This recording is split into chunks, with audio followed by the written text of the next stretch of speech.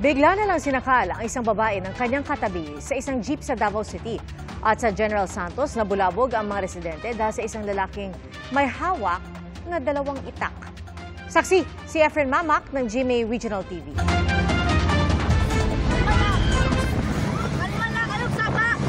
Panay ang dili ng babaeng ito habang sinasakal ang isang lalaki sa loob ng jeep sa National Highway sa Davao City.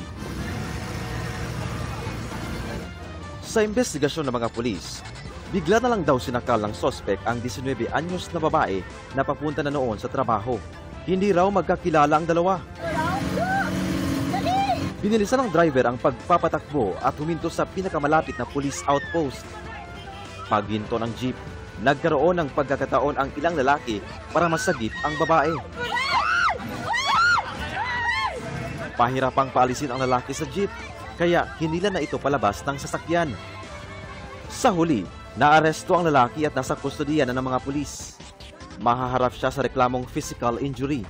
Iniimbestigahan ang motibo ng sospek na hindi na nagbigay ng pahayag. Sa General Santos City, nabulabog ang mga residente dahil sa lalaking may hawak na 2 itak habang nasa labas ng isang tindahan sa palengke.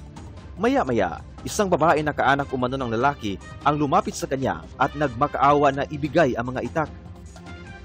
Pinasagot din sa kanyang tawag sa cellphone, ngunit hindi nakinig ang lalaki.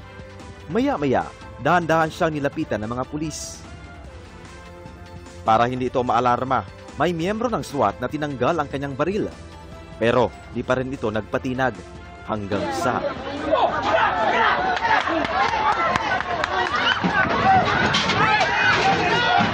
Pagka-aresto sa lalaki, nabawi ang hawak niyang itak. Nasugatan sa kamay ang isa sa mga rumesponding pulis. Ayon sa sospek, dumaan lang mano siya sa nasabing lugar nang makatagpo niya ang isang kasamahan sa trabaho na tila tinatakot siya na saktan. Kaya bilang depensa, kumuha siya ng mga itak na paninda ng nasabing tindahan. Humingi naman siya ng tawad sa kanyang nagawa. Tungo na to sa kalagot na to. Kailangan kong birahan na to.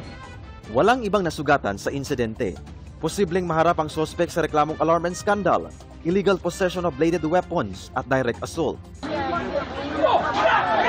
Para sa GMA Integrated News, ako si Efren Bama ng GMA Regional TV, ang inyong saksi. Mga kapuso, maging una sa saksi. Mag-subscribe sa GMA Integrated News sa YouTube para sa iba't ibang balita.